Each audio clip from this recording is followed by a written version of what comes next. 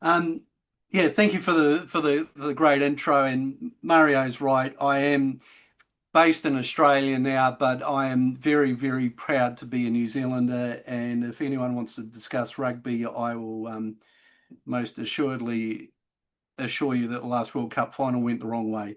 Um, but that's another story. And so, yes, we might as well get on with tonight's webinar. So, on to serious topics. Well, not that rugby isn't serious, but that's another thing. So, yes, my name is Boyd Gudex. I'm a extension officer and technical consultant for ABRI. So, I work both in the extension field, but I also do BREEDPLAN runs and develop selection indexes for ABRI. And yeah, the selection index is currently used in Southern Africa, my work. So if you have any complaints about it, I'll find someone else to refer you to. But if you like them, please tell me, and we'll be able to carry on with that. So we're talking about BREEDPLAN, which is the world's most widely used beef cattle genetic evaluation. So currently, end of last year, we were over 15 million cattle analysed in BREEDPLAN from 6,000 herds that were located in 33 countries. So far and wide, from countries from Cyprus to Fiji to right through to Southern Africa, where you guys are. So, and we also have over 1 million genotypes included in our single-step BREEDPLAN analyses that I believe Katrina will be talking to you in the next LRF course. So BREEDPLAN, it's a mature science. The methodology has been around since the 1940s. Obviously, we didn't have the computing power then to really run it, but that came along in the mid 80s, and that's when BREEDPLAN came into existence. We've validated it in numerous trials around the world, so I could show you numerous trials here in Australia, in New Zealand, in UK as well that have shown that it works. And it's constantly evolving to incorporate the latest technology. And I mentioned the use of DNA in some analyses. That is obviously one of the developments that we've done in recent years. And we also like to point out that it is one of the tools that you can use to make genetic progress. We would be the last people to ever tell you that you shouldn't be using visual appraisal for those traits that your conformation, your temperament, and the like that are also important in your breeding program. So they're also important, but the performance traits that we record in BREEDPLAN, it can really help you make faster genetic progress. So today, the topics that we're going to cover is actually where to find your reports online, what's in your herd report, so things to look out for in your herd report, what's in your completeness of performance report, and what's in your outlier report and why it exists. So starting off about where to find your BREEDPLAN reports online. So for most people, you're going to go to your Breed Society website and you're going to have a area there called download files where you can click on. It's going to require a login, and if you don't have any login details, you're going to need to contact your Breed Society to get a username and password so that you can access that. So once you've logged in, you'll get a list of reports like we are showing here on the screen, and you can click on these to open them. So the first one I'm going to talk about is the BREEDPLAN herd report. So your BREEDPLAN herd report contains EBV lists for your sires, your dams, your heifers, your bulls, and your steers. Now the sires and dams, they're not just going to show the ones that are the parents of the last year. This is actually a Breed Society influenced parameter. It will show for a number of years previously the animals that have been in your herd and have had progeny. The reports will also contain some phenotypic and genetic trends and percentile bands at the back of them as well. And I'll talk about these in subsequent slides. So some general features about your BREEDPLAN report. The first thing is there's always an identification of the run. So it's going to identify when the run was done, because you want the latest possible run to have the most up-to-date results. It's going to have a location of where the breed society is and which breed society we're referring to, because at the moment we can't compare between analyses with BREEDPLAN. It is something we're working towards, but it is not there yet. So knowing which BREEDPLAN run you're looking at is a very important feature. Then you have that animal ident over on the far left-hand side, so you can identify which animal you're talking about. So it's going to have a name and its actual identification number. Then you're going to have the sire and the dam of the animal listed next to that. Then we have a statistics section, and this actually varies between the sires, the dams, and the progeny. And I'll talk about that on another slide. Then we have ABVs and associated accuracies listed in the next area. Not shown on this, but you may come across some individual ABVs will have a square box around them. That indicates that that animal is a trait leader for that trait. So it's in one of the top animals for that trait within this analysis, and it's also going to be a high accuracy animal, because that's another criteria for the trait leaders. So that's something you may see. It's not actually shown in this report, unfortunately, but you will see that. You also see bulls B and C on this particular report have nothing reported, and that reflects that they don't actually have enough information for us to report an EBV of sufficient accuracy to publish. And we only publish EBVs when they reach a level where we are confident that they are more accurate than looking at the raw values, so the raw weights or whatever trait data you're looking at. So that's something else you may see in a herd report like this.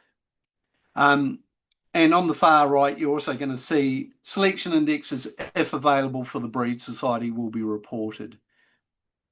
And down the bottom, you also see the breed average EBVs and selection indexes. So you can tell at a glance whether an animal is above or below breed average on that. So, if we were looking at the feedlot index, the FL index for this particular, for bull A, you can see he's 392 Rand.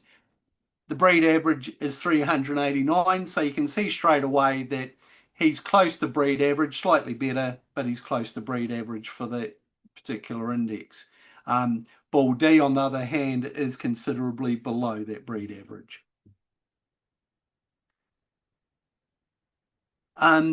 So when we're looking at the EBVs and indexes, that section of the report is going to be consistent across the sire, dam, and progeny within a report. What does vary is the statistics section within it. So I've got it highlighted here on the screen. It varies according to the stock class. So for the bulls, because they can be easily used in multiple herds, we've got the number of herds they've been used in, but the number of progeny that have been analysed in the BREEDPLAN analysis. So that tends to be how much information's going in and is behind each EBV. The number of daughters that have had progeny as well. So we're seeing how well the daughters are performing as cows. So that's really important for the maternal traits. And then we have scan progeny and carcass progeny for your meat quality and quantity traits. So that's in the sires. The dams are a wee bit different, because typically they're only ever used in one herd. So we don't talk about the number of herds.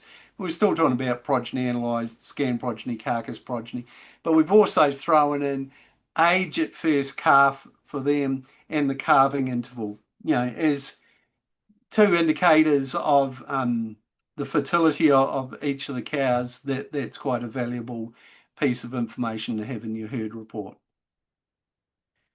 And for the progeny, obviously they won't have progeny of their own at this stage, so we've put in their date of birth, and some trait indicators there. So you can see for those four animals that they've only got a B in the trait indicators, which indicates they've got birth weight only for these particular animals.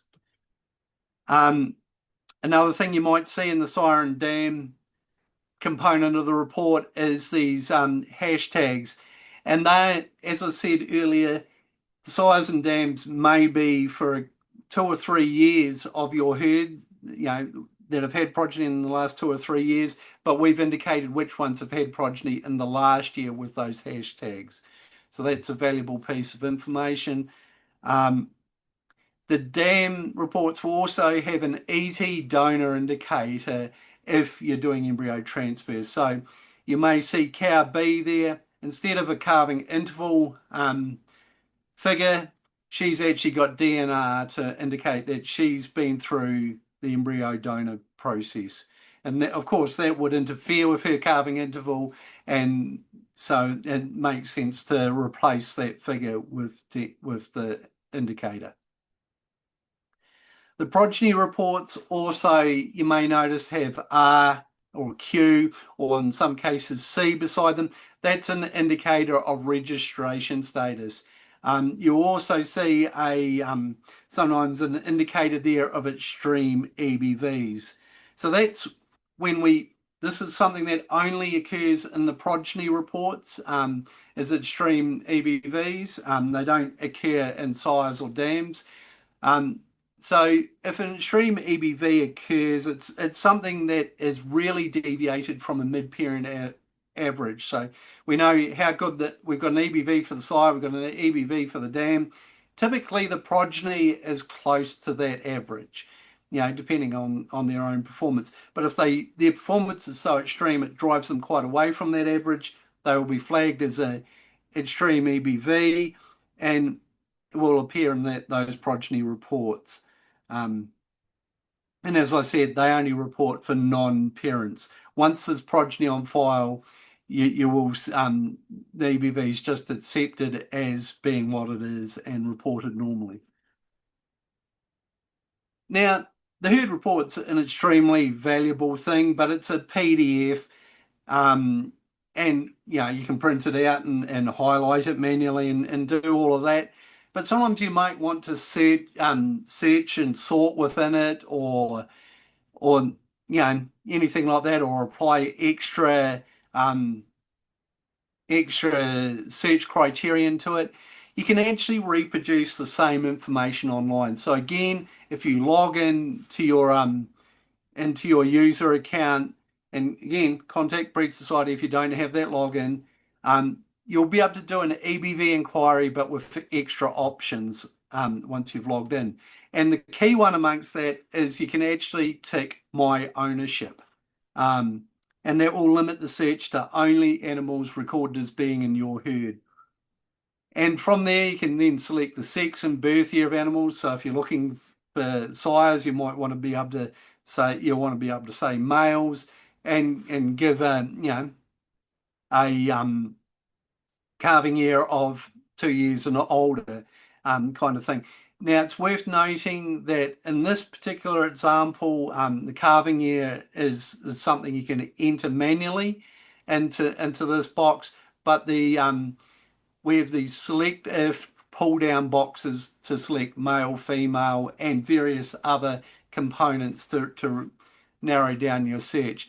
Other breed societies may have tick boxes for the same thing. So where we've got a tick box here for how they are registered, whether they're in stud book proper, appendix A, B, or C, you might actually have male, female, sire, published sire, that kind of thing as a tick box there in other breed societies. So be aware that some breed societies vary from one another and how you can do that search. Now, once you've got this, you can now add further search items and, view your animals and then sort on it in the normal way you would normally do when you do an animal inquiry by EBV. So that's extremely valuable if you want to search, sort animals by which ones have the best calving ease in your herd. You can then do it, whereas doing it off the PDF is obviously impossible because it's a flat file. Now, we're also aware that there's a lot of results contained in these herd reports, and we've got some guides to help you interpret them. But your first port of call is obviously the LRF resources. You've got a really great team over there who work closely with us. They've got their own resources and people who can help you. So obviously make use of them. But you might also want to go to the BREEDPLAN website, and on there we have what we call the Help Center, and it has both videos and tip sheets that can help you with interpreting the results in your BREEDPLAN herd reports, and also with what's in your completeness of performance and outliers that I'm going to be talking about later in this presentation. So also in your herd reports, in the back section of your herd reports after the animal listings, you start getting into the genetic and phenotypic trend tables and graphs there. So you can compare how your herd is going compared to the breed average, typically in that kind of information. We will, in some cases, we separate between all animals in a birth year versus the dams of the animals in that birth year. Sometimes for herds, looking at the dams can be a better indicator of where your herd is at, because those are the animals you've selected to keep in your herd, whereas all animals is every animal born in your herd and will include all of your culls. So some people prefer to look at the dams, but all animals is the one that is typically used most often, but that is up to you and how you want to interpret the trends.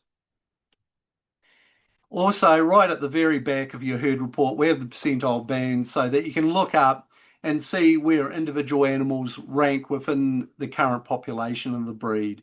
So if you were looking at an animal that was +1 for birth weight in the Simmenthaler breed, you can go through this table and see where +1 fits, and you can see that it is in the top 25% of the Simmenthaler breed. So that's how you use the percentile bands in your herd reports. And also they're available online as well. So if anyone has any questions, please feel free. I should have said this at the start. Ask at any time. I'm never precious about when people ask questions, so please feel free to ask that at any time. So moving on to the Completeness of Performance report. This is a report that assesses the quantity of pedigree and performance information that each herd submits to BREEDPLAN.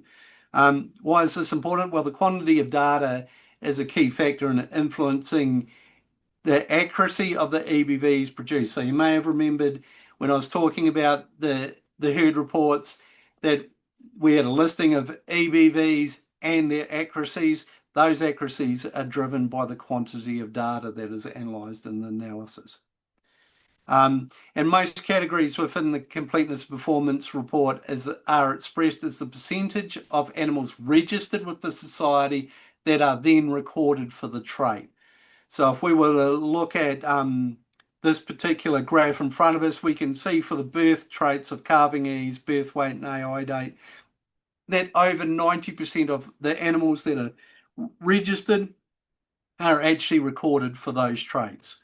So that's obvious, and we see other traits where it's a lot less. NFI is obviously one they're just starting to record.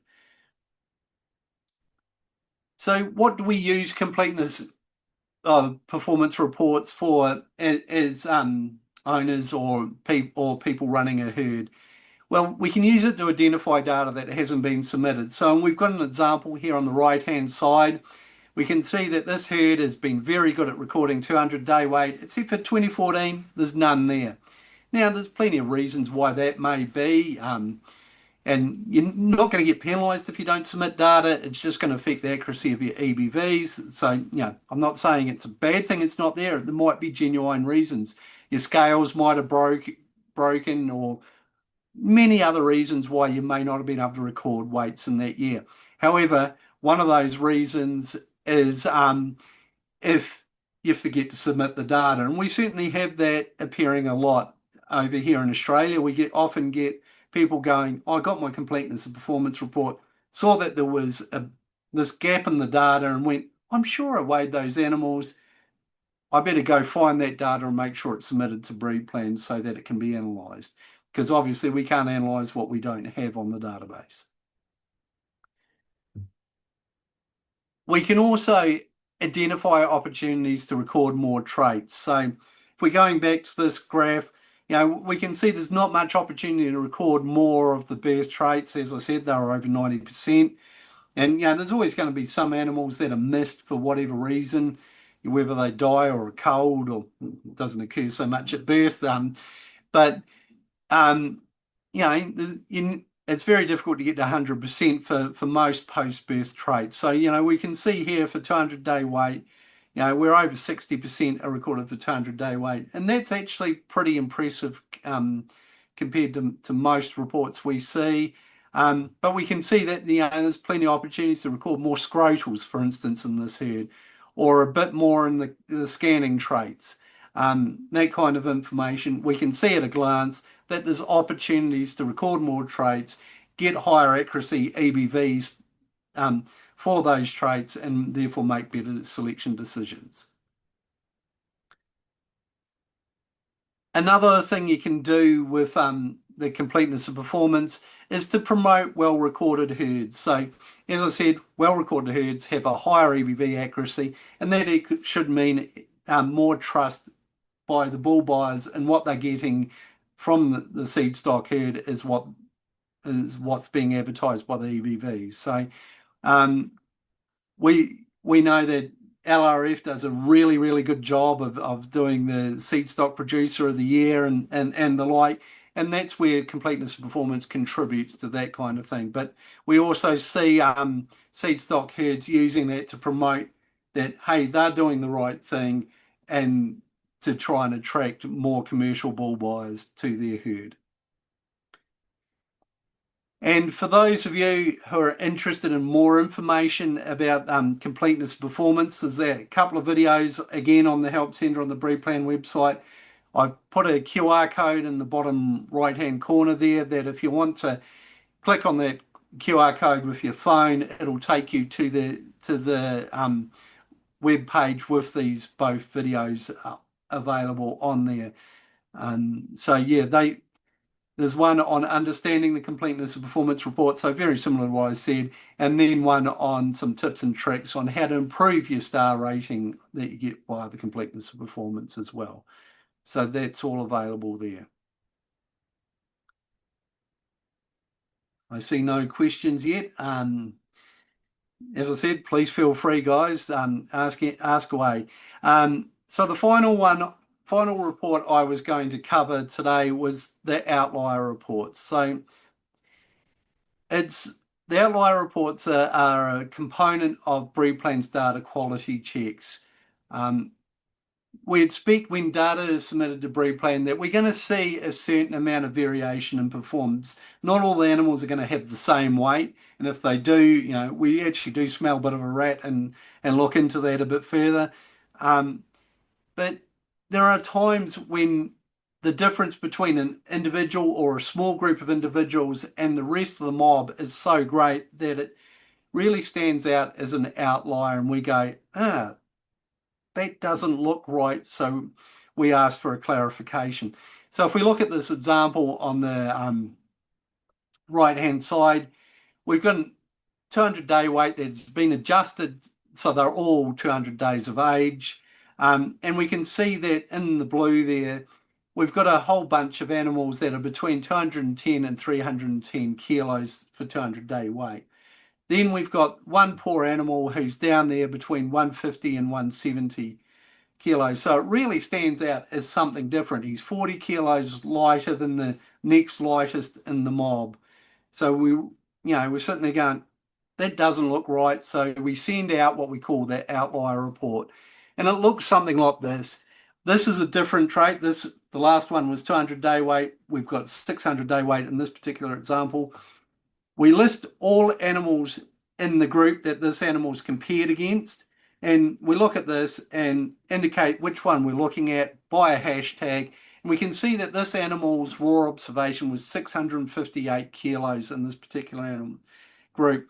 And the next lightest was almost 200 kilos heavier at 846.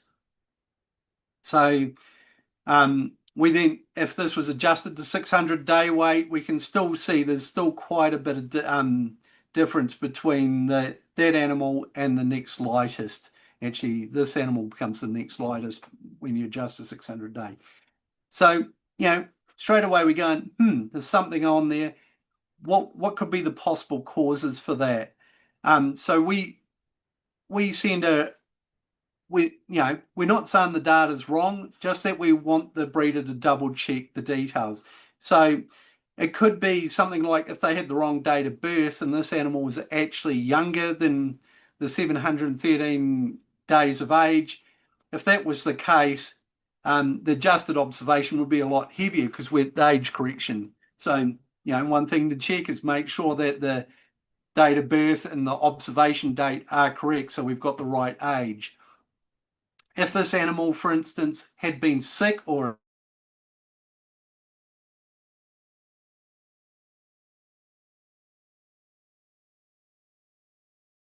have had a contemporary group or a management group entered with his data when you submit it to BREEDPLAN to tell us that that animal has not had the same opportunity to perform as his mob mates, and therefore that's not actually a genetic reason, and it's unfair to compare him in that manner. So, that's when you use a management group effectively. Or in this situation, it was actually a case where the data was wrong. The breeder went back and went, geez, that does look wrong, went back to what they'd written down and realized that it was actually supposed to be 858 kilograms for that animal, which would have put it right in amongst the range of the rest of the mob. And so they sent in that correction to us. We corrected it in the database, and the information went into the next analysis. So when you get an outlier report, you need to verify that the outlier is that the value is correct, or to provide a correction of some sort. If you don't verify or correct the data, we will actually omit that data from subsequent runs because you haven't told us that it is correct or fixed it. So as one of our data verification things, we will omit that from subsequent runs. Mario's raised a hand. Go for it, Mario. Thanks, Boyd. If you can just go back to the previous slide. That one or the one before? One before, please. And just talk a little bit about the impact of including that outlier. The point I'm trying to make is people need to understand, where does an EBV originate from? And the basis is the performance of that individual to his contemporaries. So I just want you to explain a little bit of, if we include or exclude that outlier, what does it mean? And why are we making a song and dance of this? Thank you, sir.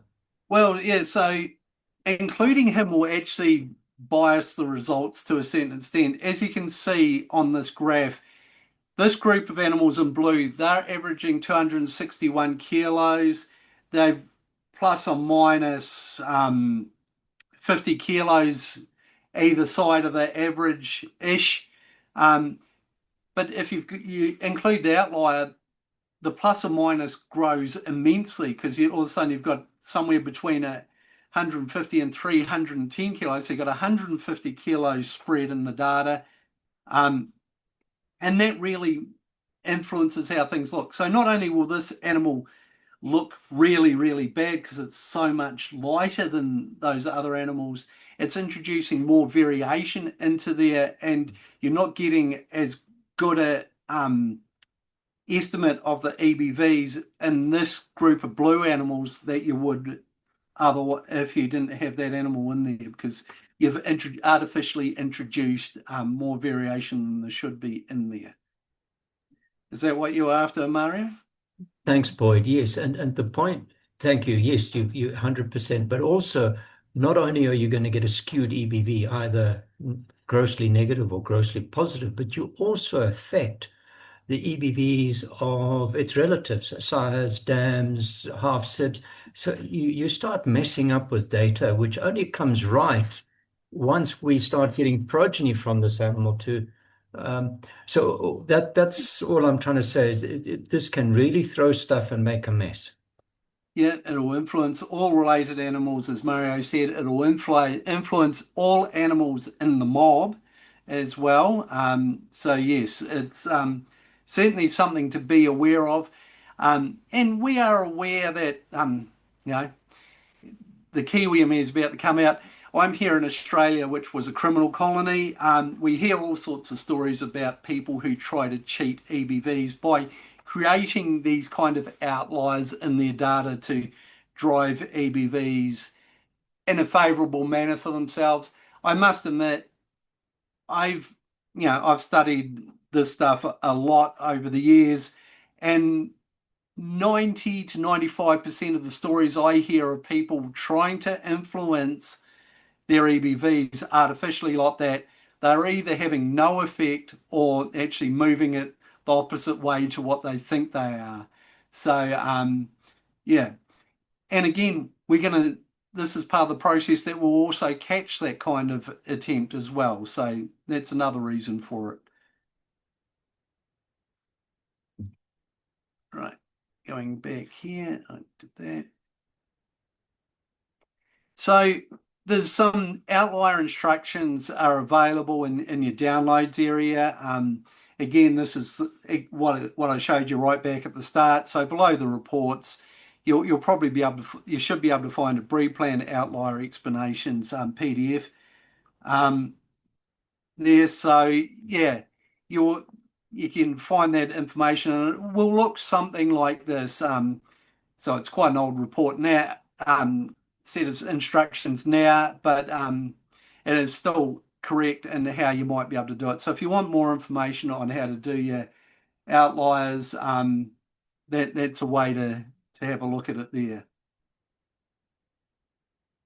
Right, I actually think I've got to the end of it, my presentation there. So if anyone's got any questions, please feel free to ask them.